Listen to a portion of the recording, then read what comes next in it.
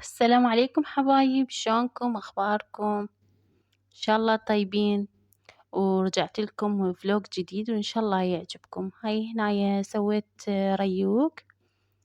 تعرفون الريوق شاي وحليب وجبن، وهاي قشطة وبيض، وجنت خابزة استوني همينة.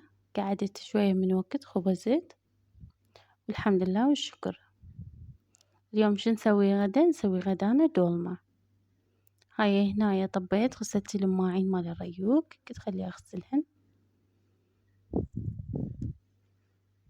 قليلات بس، كوابة وقلاصات، ولميت الأغراض.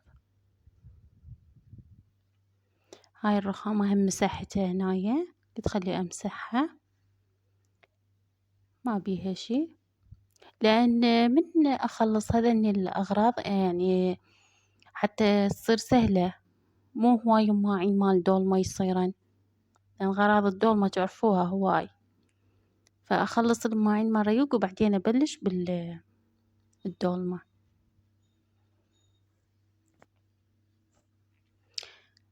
لا إله إلا الله.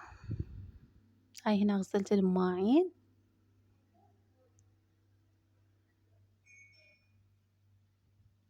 اللهم صل على محمد وآل محمد.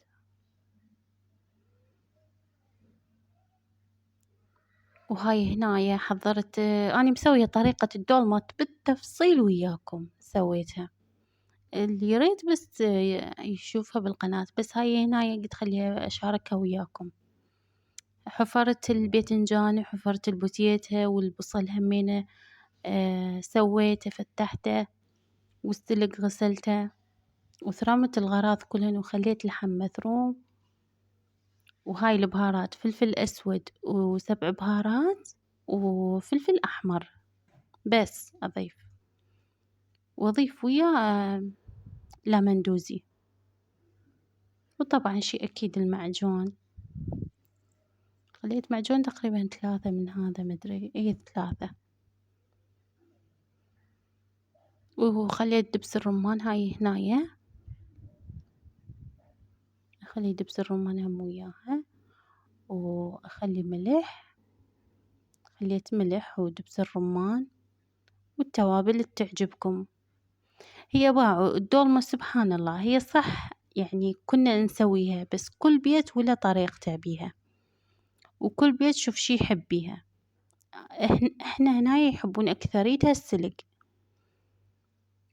يعني ما يحبون الباقي بس سلق.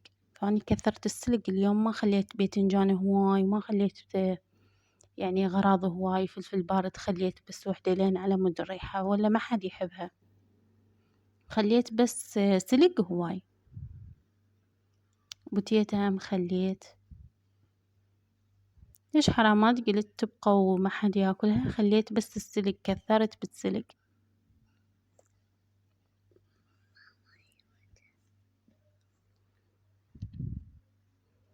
وهذا البصل همينة نحبه، فكثرت منه شوية.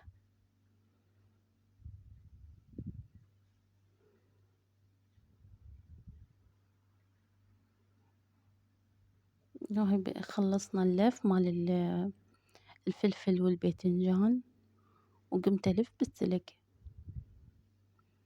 بعد ما ألفها همينة أخلي فوقها دبس الرمان، أضيف وأضيف شو اسمه،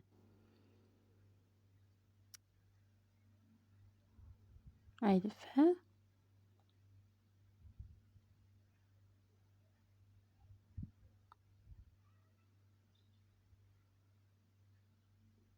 وهاي لفينا جدرية الدولمة الحمد لله. نضيف دبس الرمان فوقها، نخليه مطيب والله يصير وياها. وأخلي معجون، أخلي معجون شوية، وأخلي ملح، بس ملح ومعجون، حتى لا نخلي المي وتصير فاهية. وهاي خلينا المعجون نضيف، نحط هذا، وبعدين نضيف الزيت. طبعا الزيت بعدين ضفته. خلي القبق. وهاي الماعون وهاي المطبخ همينة ورا الدولمة هم خلصتها وخليت الدولمة على النار، وذاك جريت اللحم كانت همينة خلتها على النار، وجبنا الخبز الحار. يا ويلي والله جعت. وهاي الدولمة ما شاء الله طلعت تخبل، اللحم ذايب، لأن أني كنت أسوي تشريبة من عنده، فطلعت من عنده كان ما مستوي زايد،